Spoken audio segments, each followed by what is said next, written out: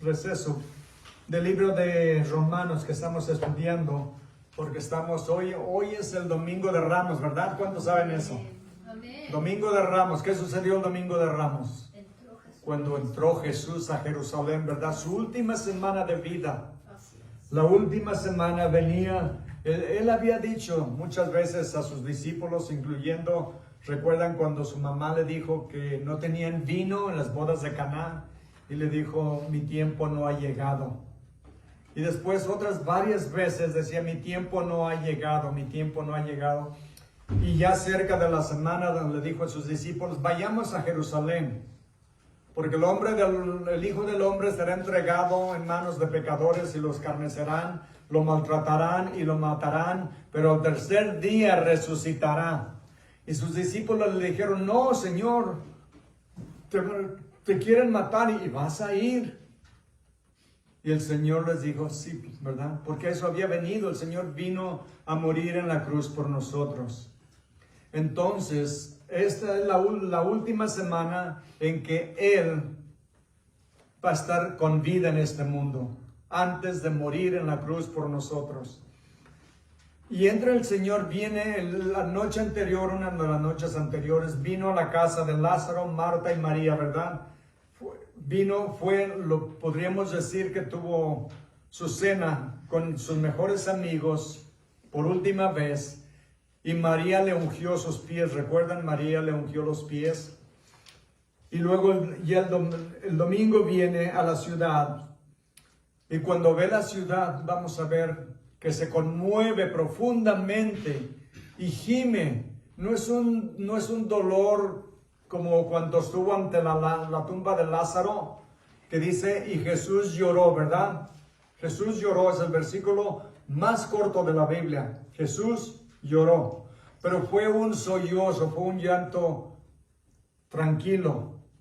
Pero cuando ve a Jerusalén, aquí cuando sube al monte de los olivos, él está casi gritando, llorando con fuerza, con dolor, con pasión, porque sabe lo que le espera a la ciudad. Comencemos en el versículo 34 del capítulo 13 de Lucas.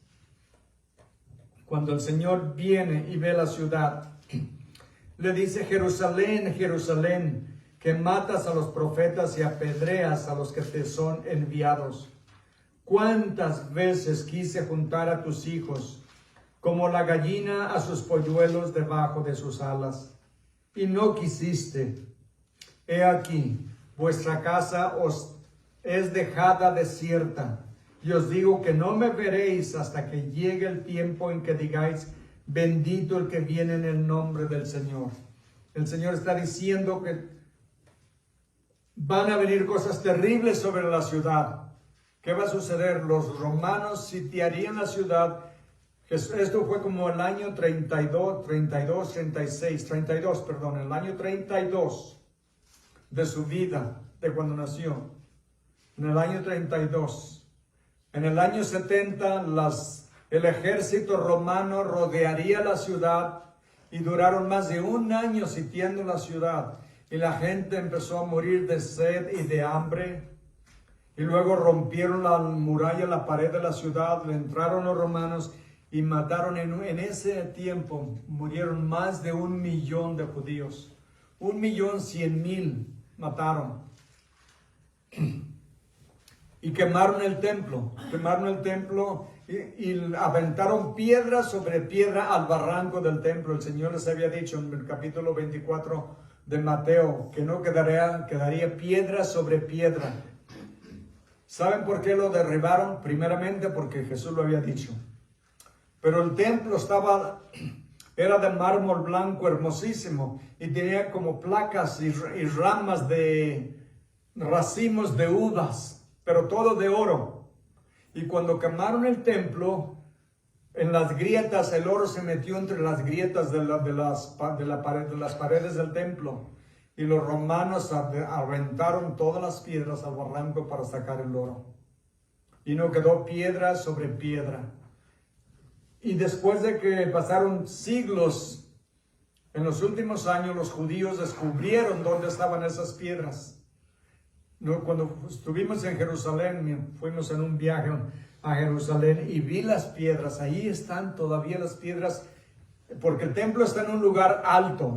El templo estaba en un lugar alto y arrojaron las piedras al vacío y ahí quedaron, y después aventaron todo el escombro, cubrieron las piedras y por cientos de años estuvieron ocultas hasta que los arqueólogos judíos las descubrieron, pero las dejaron ahí todavía. Ahí están las piedras todavía como testigo de lo que cumplió la profecía del Señor Jesús, que iban a derribar el templo y no iban a aventar todas las piedras, iban a arrasar todo el escombro y todo lo arrojaron al vacío. Y ahí están las piedras todavía. Y el Señor está llorando porque sabe lo que le viene a la ciudad. Sabe la tragedia tremenda que viene sobre la ciudad. Vayan conmigo ahora al capítulo 19 del mismo Marcos y vamos a continuar en el versículo 37. Lucas 19, 37. Habla de lo mismo. Dice, cuando llegaba ya cerca de la bajada del monte de los olivos, toda la multitud de los discípulos, gozándose, comenzaron a alabar a Dios a grandes voces por todas las maravillas que habían visto. Están adorando y glorificando a Jesús. ¿Saben por qué? Porque los judíos creían, todos sus seguidores, que Jesús era el Mesías. El Mesías profetizado y esperado por cientos de años.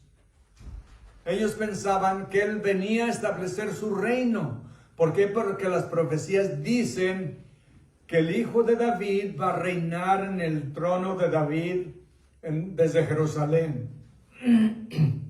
El problema es que ellos no entendían que Jesús tenía que venir dos veces. La primera vez vino como el Cordero de Dios que quita el pecado del mundo a dar su vida para pagar por nuestros pecados. La segunda vez viene a reinar como el león de la tribu de Judá. Hay una tremenda diferencia. Primero vino humilde, cabalgando en un burrito, en un pollino. Vino en paz. Y la gente lo alababa y lo glorificaba aquí porque pensaban que venía a establecer su reino esta vez. Que iba a echar fuera a los romanos y él iba a establecer su reino. Pero esta misma gente que está ahorita alabándolo y glorificándolo, exaltándolo como el Mesías, lo que están diciendo aquí ellos gritando, bendito el que viene en el reino, en el nombre de Jehová o del Señor, viene del Salmo 118, es un salmo mesiánico.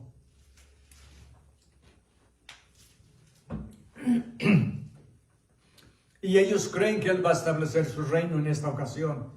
Pero como no sucede, días después, los líderes religiosos van a voltear a toda esta multitud contra Jesús. Pero déjenme terminar lo que dice. Esto es lo que están diciendo. Bendito el que viene en el nombre del Señor. Paz en el cielo y gloria en las alturas. Entonces algunos de los fariseos de entre la multitud le dijeron, Maestro, reprende a tus discípulos. Él, respondiendo, les dijo, os digo que si estos callaran, las piedras clamarían. Si no lo adoraran, si no lo glorificaran, si no reconocieran quién es Jesús, dice, las mismas piedras clamarían. ¿Por qué? Porque dice la Biblia que toda la creación alabe al Señor. Todo lo que tenga aliento, alabe al Señor, dice en el Salmo 150. Todo lo que respira, alabe al Señor. Dice que hasta las piedras clamarían glorificando al Señor. ¿Por qué? Porque Él las creó. Él creó todo lo que existe. Y dice, ¿cómo voy a callar a mis discípulos que me están adorando, reconociendo quién soy, que soy el Mesías, el Salvador del mundo? Pero les digo, en esta ocasión vino Él a morir en la cruz para pagar por nuestros pecados.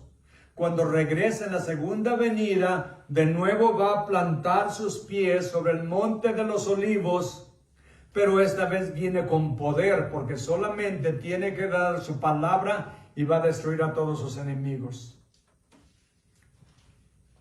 Pero la gente no conocía, los judíos no conocían las Escrituras, a pesar de que pasaban toda su vida los fariseos y los saduceos estudiando las Escrituras. no las comprendían. ¿Saben por qué? Porque no tenían el corazón humilde y buscaban la voluntad de Dios.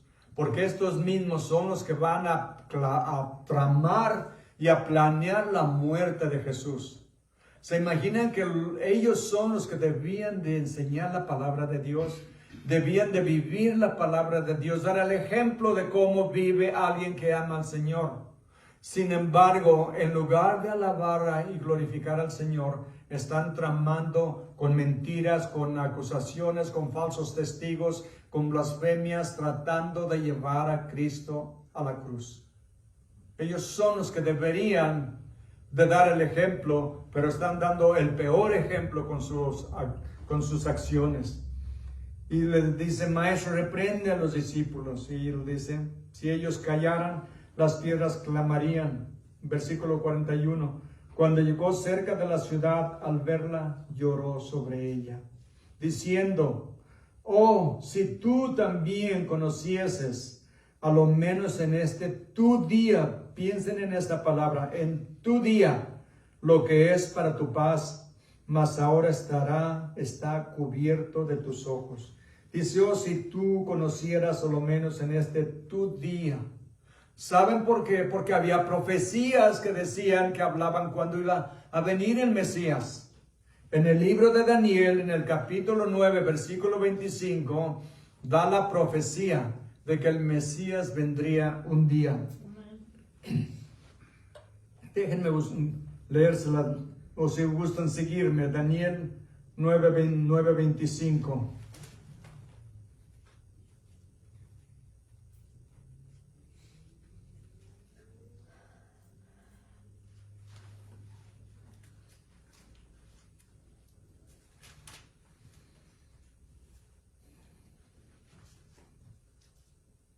Dice, sabe pues y entiende que desde la salida de la orden para restaurar y edificar a Jerusalén hasta el Mesías príncipe habrá 7 semanas y 72 semanas, son 69. Se volverá a edificar la plaza y el muro en los tiempos angustiosos. Desde que se dé la orden de restaurar y reedificar a Jerusalén. ¿Por qué? Porque estaba destruida por los babilonios. Desde ese momento hasta que venga el Mesías van a ser 49 semanas y que son 483 años. Exactamente cuando Jesús entró, era el mes de Nisan, que en hebreo es entre marzo y abril. En el año 32, exactamente cuando Jesús entró a la ciudad de Jerusalén y lo proclamaron como el Mesías. Hay otra profecía en el libro de Nehemías, capítulo 2, versículo 1, donde también se da la orden para ir a restaurar a Jerusalén. Y en esta ocasión son 445 años de cuando da la orden el rey Artajerjes. Ay, se me dificulta ese Artajerjes, porque en inglés es Artaxerxes. Y son 445 años hasta que viniera el Mesías. Tenían 2 profecías de 2 profetas de cuándo iba a venir el Mesías. Y por eso les dice ahora, si tú supieras en este tu día las cosas que son para ti, para tu paz. Pero dice enseguida, dice, mas ahora está encubierta de tus ojos. ¿Saben? Es increíble ello. Fuimos a Israel, mi esposa y yo, y vi la pasión que tienen los judíos ortodoxos, los que usan esos vestidos negros, usan barba y usan los rollitos de cabello en sus lados. Todos los días se la pasan estudiando, orando, cantando alabanzas al Señor. En lo que es el muro de los lamentos. Hay un cuarto grande como este, o más grande, y tienen ahí los rollos del Antiguo Testamento, y tienen sus libros de oración, y agarran sus libros de oración y siempre se están moviendo. ¿Nunca los han visto alguna vez en un video? Los judíos siempre que están orando se están moviendo. ¿Saben por qué? Porque dicen que con todo su cuerpo quieren alabar a Jehová. Eso sí, con todo su ser están alabando a Jehová. El problema es que sus ojos están encubiertos y no se han dado cuenta que el Mesías que vino lo mataron. Él vino a los suyos y los suyos no lo recibieron. En lugar de reconocer que era el Salvador del mundo, lo traicionaron y lo mataron. Y por eso dice el Señor Jesús, ahora eso está encubierto de sus ojos. Y a pesar de que los judíos son muy inteligentes, estudian prácticamente muchos toda su vida. Claro, la gran mayoría son ateos o no tienen fe. No tienen fe, no creen en Dios. Hay otra palabra, ateos y... ¿cuál es la otra? Agnósticos. Sí, agnósticos, que quiere decir, ellos dicen, si hay Dios, no sé, pero no me interesa. Y los ateos dicen, no hay Dios. Bueno, la Biblia dice el necio en su corazón, no hay Dios. Pero es porque sus ojos están encubiertos, porque rechazaron a Jesús. Y el Señor les vedó los ojos. Versículo 43 dice, porque vendrán días sobre ti, cuando tus enemigos te rodearán con vallado y te sitiarán, y por todas partes te estrecharán, y te derribarán a tierra y a tus hijos dentro de ti, y no dejarán en ti piedra sobre piedra, por cuanto no conociste el tiempo de tu visitación. ¿Ven? No dejarán de ti piedra sobre piedra. Les digo, cuando tumbaron, quemaron y derrumbaron el templo, arrasaron con todas las piedras, todos los escombros, todo lo echaron al barranco. Y ahí está todavía las piedras. Claro, limpiaron toda la tierra y se ven las piedras ahí. Inclusive hay una piedra donde se paraba el trompetista para avisar cuando venía el enemigo.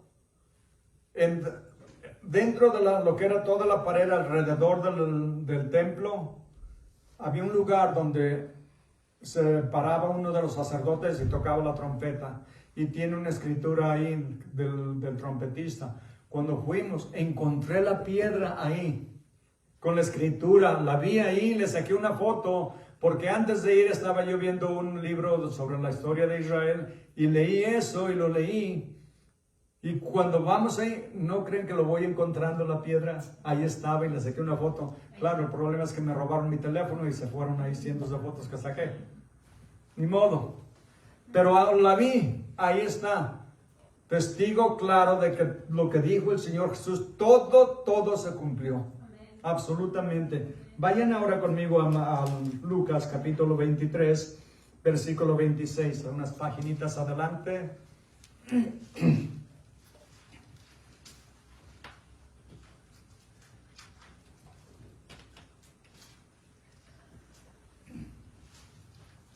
¿Saben lo que estamos celebrando en esta semana? Porque vamos a cubrir la crucifixión de nuestro Señor. La próxima semana vamos a cubrir la resurrección. Y es el evento más increíble en toda la historia de la humanidad. Nunca ha habido ni habrá algo tan maravilloso como lo que estamos estudiando, que Dios mismo se haría carne y vendría como hombre para morir como hombre para salvar a los hombres, para darnos vida eterna. Dice más, a todos los que lo recibieron, a los que creen en su nombre, les dio el derecho de ser hechos hijos de Dios. Vino a los suyos, pero los suyos no lo recibieron. Y entonces Dios les vedó, les cegó, les cubrió los ojos, que ahora sus corazones, muchos todavía, hay judíos que están viniendo a la salvación, pero son pocos realmente para todos los que hay. Porque van grupos de cristianos todos los días a Israel. Y los guías son judíos. Y oyen a los pastores leyendo la Biblia, ven a los cristianos cantando y alabando al Señor, llorando de estar en la ciudad donde estuvo el Señor Jesús. Y no se conmueven. Y oyen que leen las Escrituras que habla todo de Jesús. Y no creen la gran mayoría. A mí se me hizo increíble que los guías con los que estábamos, muy inteligente, muy educado, sabía toda la historia de Israel a donde quiera que nos llevaba. Y alguien le preguntó que si creía en Jesús como su Salvador y dijo que no. Me quedé yo sorprendido. Dije, después de oír tantas veces el Evangelio y todavía no creía.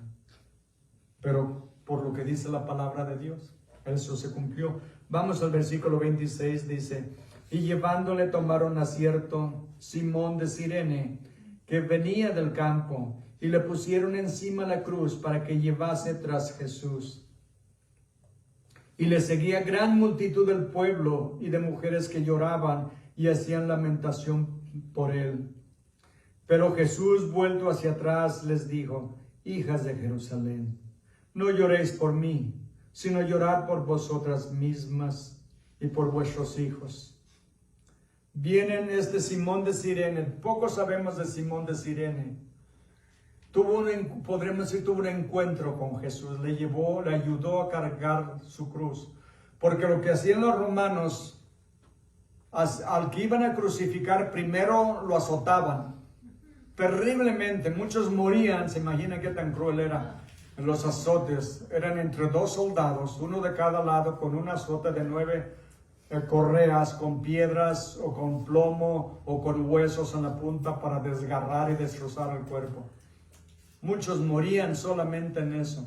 Y luego tenían que llevar el travesaño de la cruz. No era la cruz completa. El palo vertical que lo tenían ya arriba en el cerro donde lo iban a crucificar. Y al prisionero lo llevaban cargando le llamamos su propia cruz. Pero era el travesaño de la cruz. Y a Simón de Cirene lo obligan, y los soldados tenían el derecho de obligar a llevar a alguien cualquier carga por 1 milla. ¿Recuerdan lo que dijo una vez Jesús? Dijo, si te dicen que un soldado que carga sus cosas 1 milla, llévala 2. Llévala 2.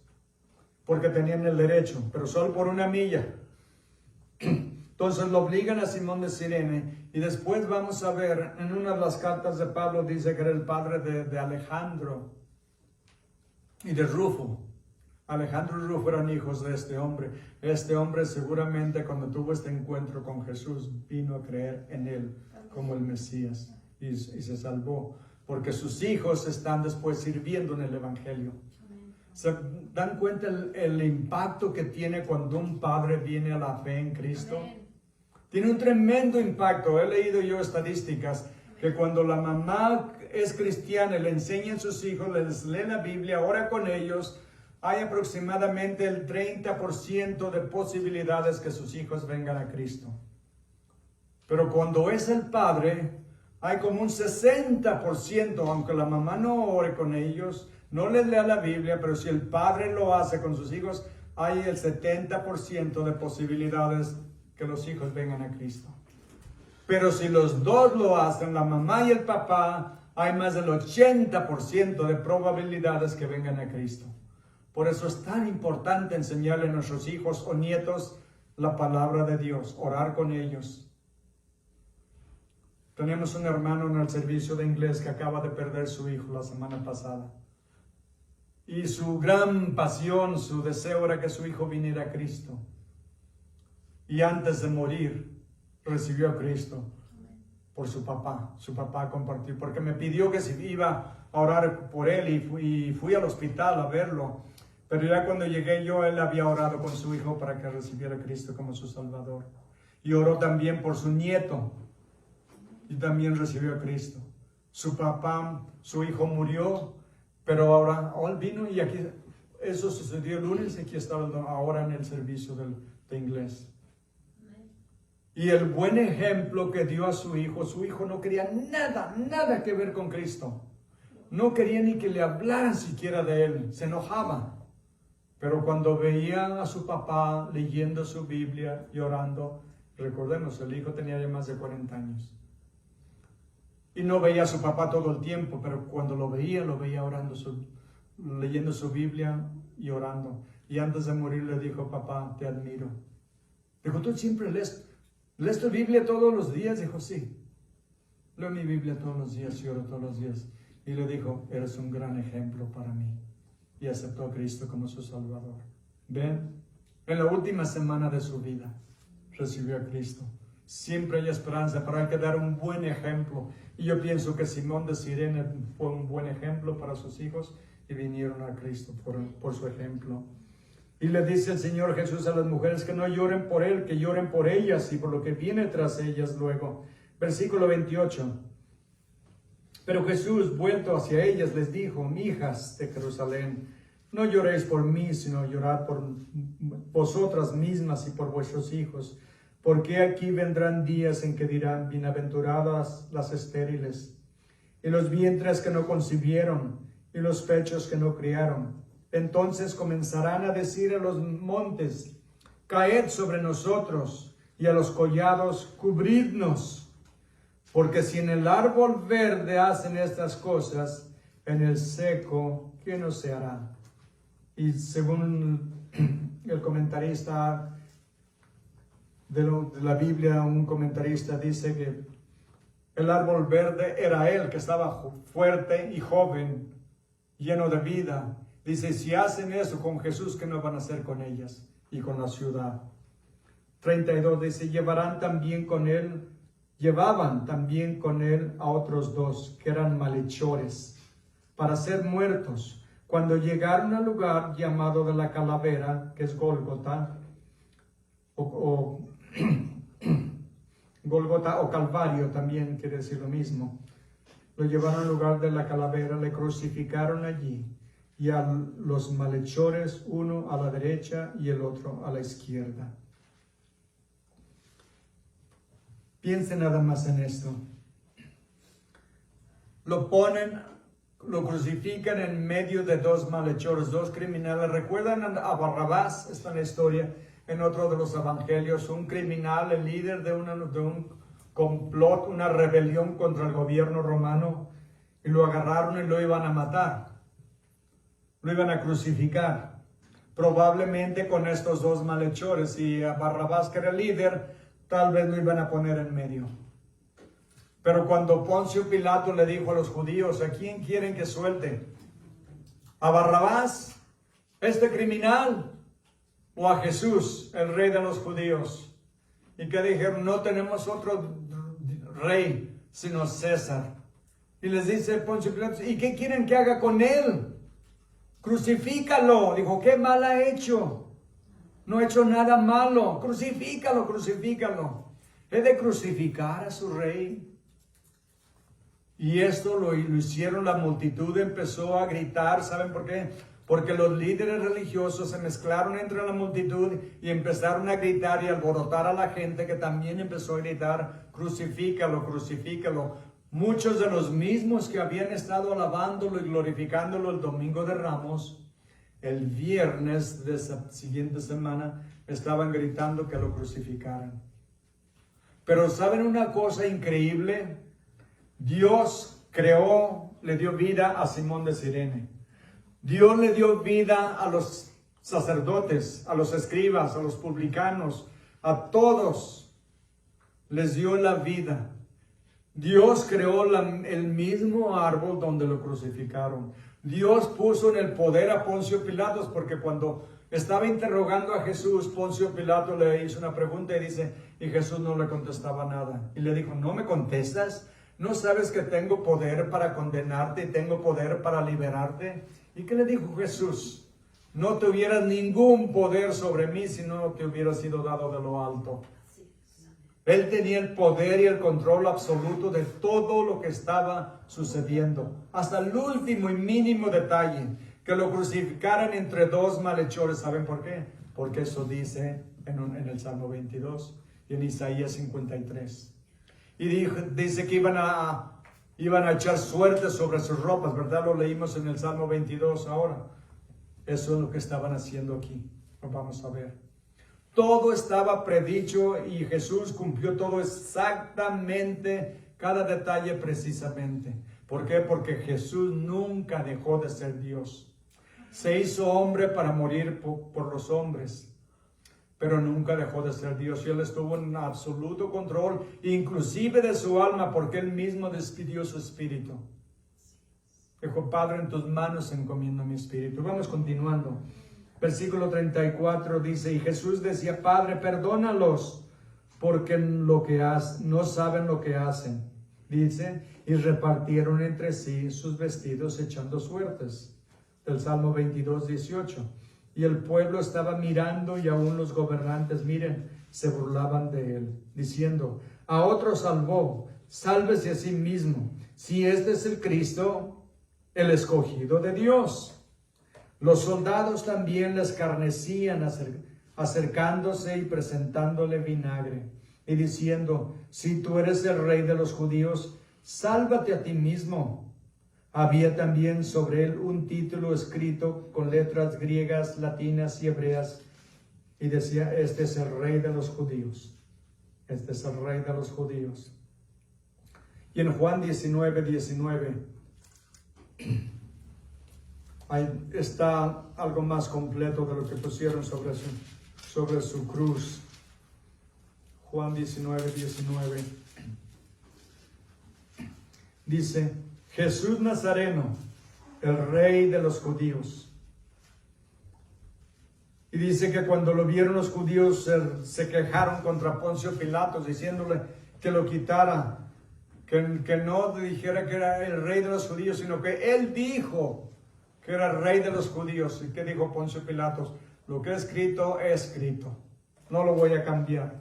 Bueno, regresemos a Lucas. Versículo 39 dice, y uno de los malhechores que estaban colgados le injuriaba, diciendo, si tú eres el Cristo, sálvate a ti mismo y a nosotros, burlándose de él. Reprendiendo el otro, le respondió, diciendo, ¿ni aún temes tú a Dios estando en la misma condenación? Nosotros, a la verdad, justamente padecemos, porque recibimos lo que merecieron nuestros hechos. Miren, mas ningún mal hizo. ¿Cómo conoce Jesús? Es muy probable que él había conocido quién era Jesús antes de que lo crucificaran, porque lo que dice, está confesando que Jesús no ha hecho ningún daño, ningún crimen, no ha cometido ningún pecado, no hay razón por la cual lo deban de crucificar. Y miren lo que le dice enseguida, y dijo a Jesús, acuérdate de mí cuando vengas en tu reino. ¿No es maravilloso? Acuérdate de mí cuando vengas a tu reino. En otra versión dice, en inglés le llama Lord, Señor, amo. Porque, ¿saben? Mucha gente quiere un Salvador. Mucha gente quiere un Salvador, ¿verdad? Todos queremos un Salvador, pero no todos están dispuestos a recibirlo como su Señor. Y Señor es que Él es el dueño, Él es el dueño de su vida, absolutamente de todo, y el siervo debe de hacer la voluntad de su amo, siempre, en todo. Y le dice, acuérdate de mí cuando vengas a tu reino. Le está diciendo, tú tienes el poder de perdonarme. Eso es lo que le está insinuando. Tú, Jesús, sé quién eres. Eres el Mesías, eres el Hijo de Dios. Y tú tienes poder para perdonarme y tienes poder para llevarme al cielo, al paraíso. El paraíso es a donde iban todas las almas de los justos que habían muerto antes de Cristo. Era un lugar de espera, podríamos decirle, donde iban todas las almas al paraíso, como dice en una de las parábolas o de las historias que menciona Jesús acerca del rico y Abraham, ¿recuerdan?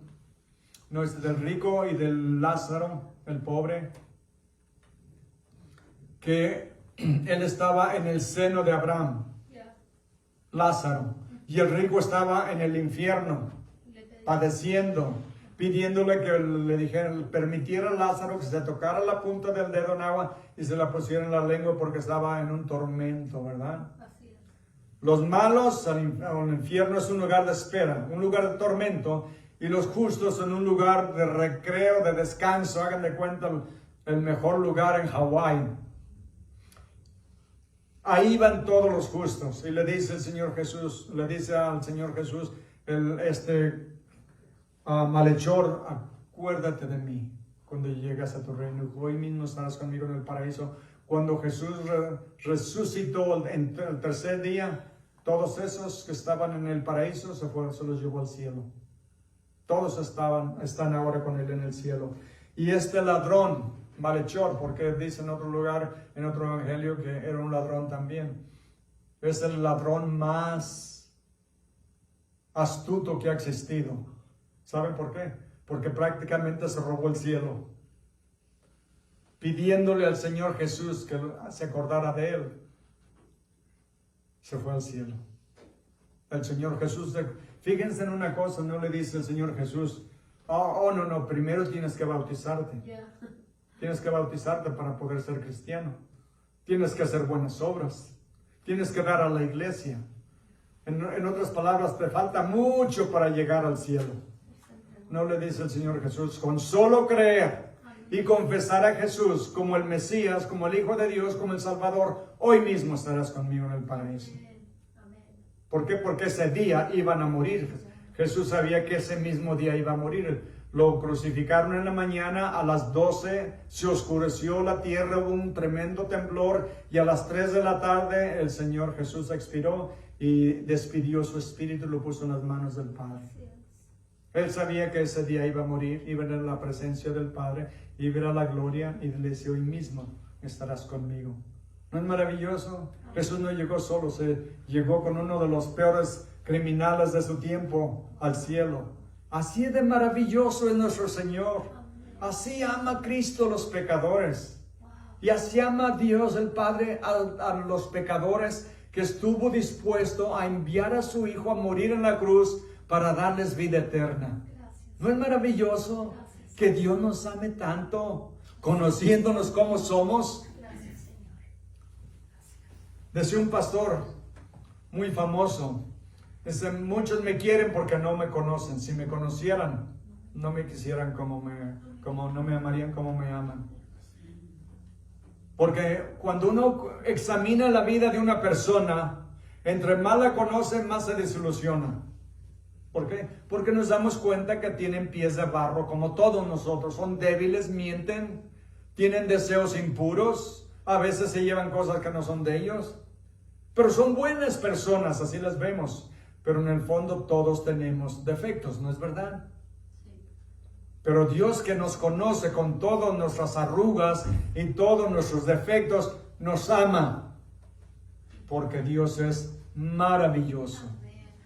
Porque dice la Biblia, porque tanto amó Dios al mundo, que sigue, que dio a su Hijo unigénito, para que todo aquel que en Él cree no se pierda, mas tenga vida eterna, ¿verdad?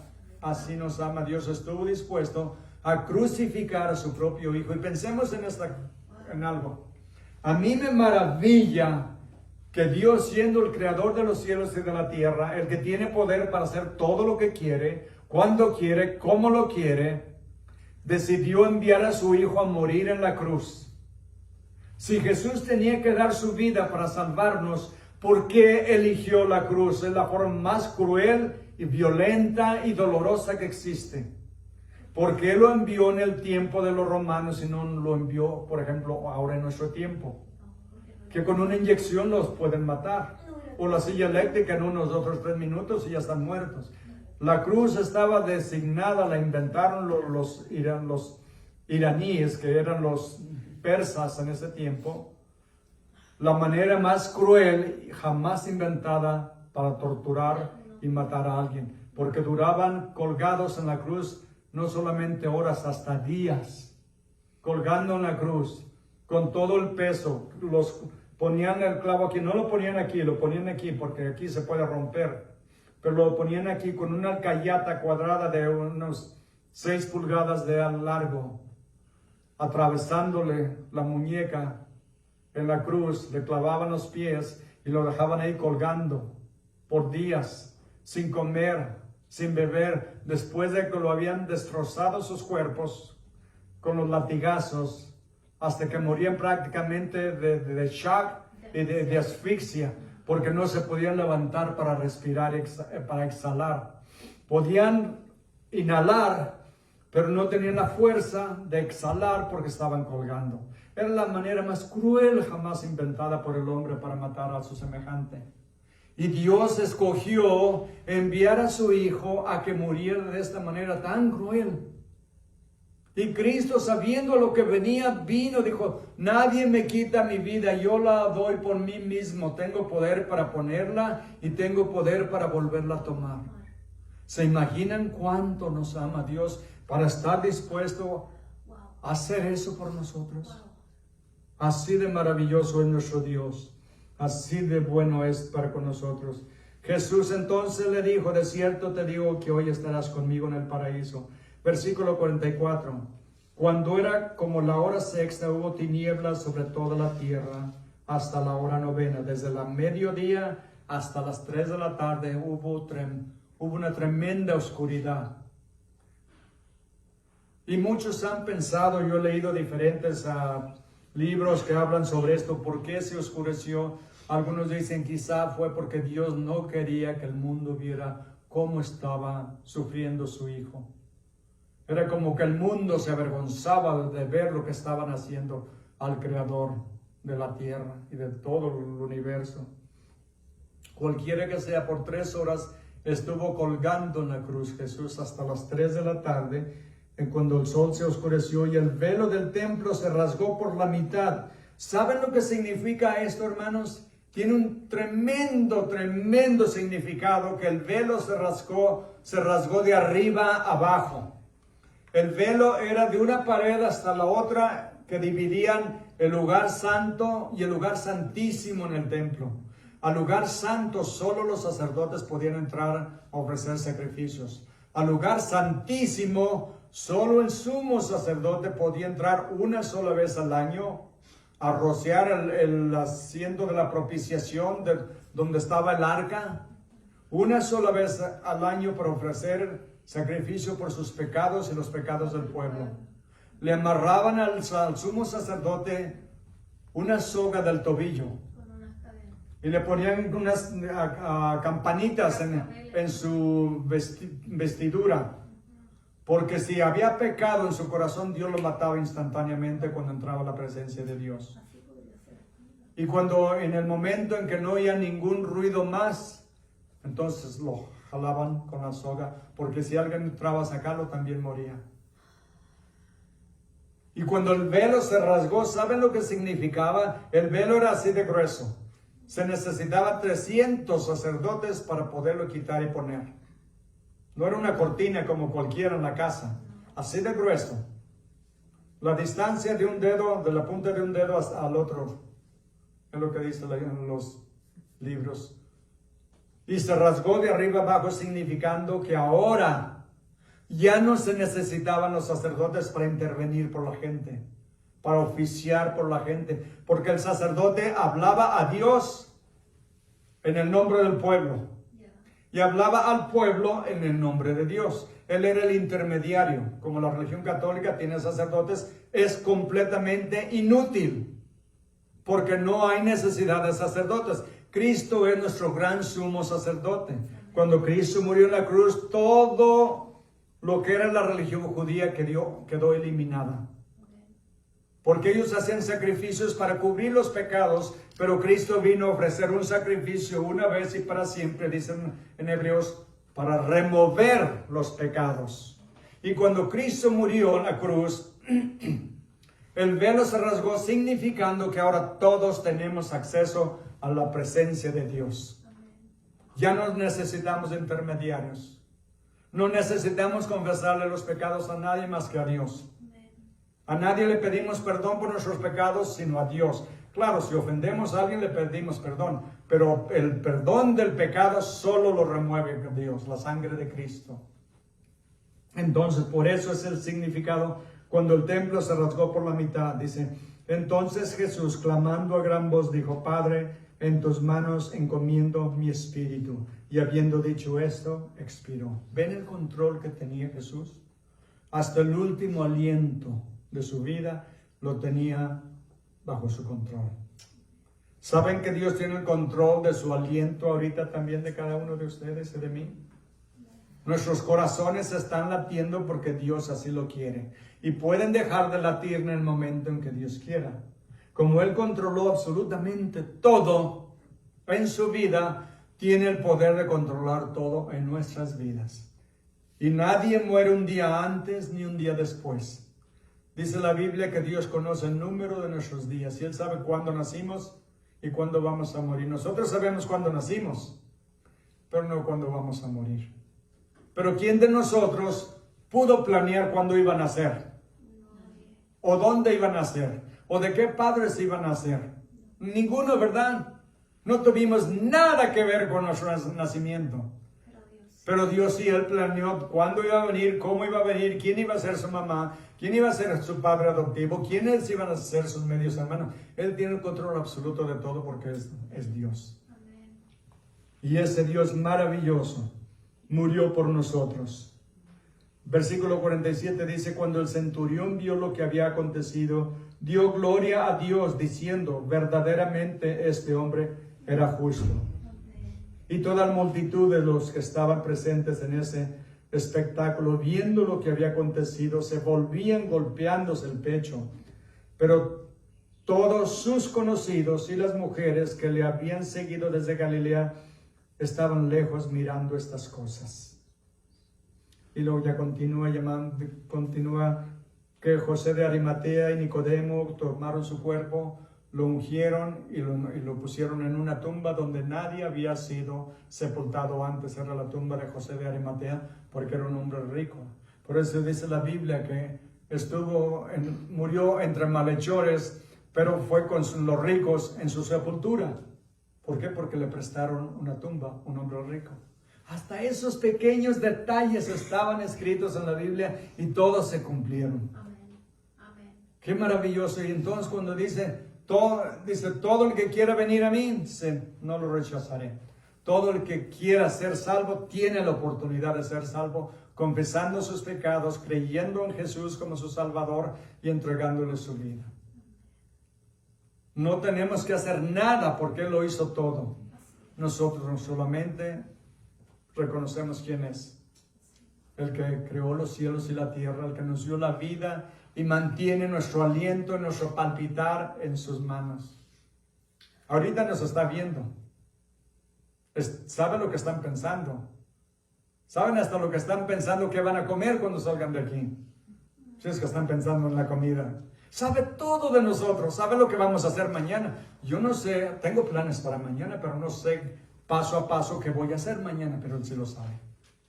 Pero Él también sabe cuándo voy a cerrar los ojos aquí y los voy a abrir en el cielo. Este padre que perdió a su hijo está tan quebrantado, pero al mismo tiempo tiene aliento, tiene ánimo, porque sabe dónde está su hijo y sabe que lo va a volver a ver. El lunes fui al desayuno de varones a una iglesia allá en Landers y vi a un hombre que conozco por años. Y lo vi, le pregunté, dije, ¿cómo estás? Me dijo, bien. Le dije, no sé por qué el Señor me tocó y le pregunté, no, ¿cómo estás realmente? Y se me quedó mirando y empezó a llorar. Dijo, mi hijo murió hace unas 3 semanas. Mi hijo murió hace 3 semanas. Y me abrazó y lloró y oramos y Él sabe que su hijo ya no lo va a volver a ver. Yo no sé si su hijo era creyente o no, de eso no hablamos, no le quise preguntar de eso, pero el Señor conoce todo nuestro dolor. Él sabe el día en que vamos a morir y cómo vamos a morir, pero lo importante es a dónde vamos a ir cuando muramos. Y de eso depende la decisión que cada uno de nosotros tomemos, de buscarlo, de seguirlo, de obedecerlo, de confesarlo y de compartir con otros. Digo, el papá que perdió a su hijo, él lo guió a los pies de Cristo, y a su nieto que tiene 11 años también, oró con él para recibir a Cristo. Y le dije, qué bendición, porque él me había pedido que fuera a orar por su hijo para que recibiera a Cristo. Y cuando llegué ya lo había hecho con él. Y le dije yo, qué bendición te dio el Señor. No solo le diste la vida física, también lo guiaste a Cristo para darle la vida eterna. Y eso es lo maravilloso de Cristo, que Él vino a dar su vida por nosotros, a morir en la cruz. Le digo, todos nosotros somos barrabases y barrabasas, ¿verdad? Todos nosotros merecíamos la cruz en medio, a un lado de cada criminal, pero Cristo tomó nuestro lugar, para hacer lugar en nosotros en el cielo, que dijo, voy y volveré, y si me voy, iré a preparar lugar para ustedes, y vendré a tomarlos para que estén conmigo donde yo estoy. Gracias, Señor. Eso es lo que ha hecho el Señor por nosotros. Señor. Gracias. Y por eso le damos la honra y la gloria, lo glorificamos, lo exaltamos y le rendimos nuestras vidas. Y ahora lo que tenemos que hacer es seguir orando para atraer otros a su reino. Amén. Hay que llevarlos aunque sea de las greñas, pero hay que hacer lo posible para que entren en el reino de Dios. De la oreja o de las greñas, como sea, pero hay que orar, orar, orar sin cesar. Así es. Dice la Biblia que nos gocemos con los que se gozan y lloremos con los que lloran. Así es. Hay que estar con todos en todo lo que suceda. Así es. Así es de que démosle gracias a Dios infinitamente por lo que ha hecho por nosotros. Padre bendito, Dios todopoderoso, Dios omnipotente. Yo le doy las gracias, Señor, por mis hermanos y hermanas que han venido este día a adorarlo, a glorificarlo, a exaltarlo, a darle sus vidas, a rendirse ante usted, Señor. Y yo pido, Señor, que los que vean este video también lo hagan, que reciban a Cristo, porque no hay otro camino para ir al cielo. Él mismo lo dijo, yo soy el camino, la verdad y la vida, y nadie viene al Padre sino por mí. Señor bendito, que su palabra vaya con poder y toque los corazones y desgarre las ataduras del enemigo, Gracias, Señor, porque dice que su palabra no volverá vacía, sino que cumplirá todo para lo que la ha mandado. Señor, le damos toda la honra y toda la gloria. Le pido la bendición sobre todo, Señor, y los que están viajando, que los bendiga, los proteja, los traiga a sus casas con bien. En el nombre bendito y santo de nuestro Señor Jesucristo. Amén. Amén.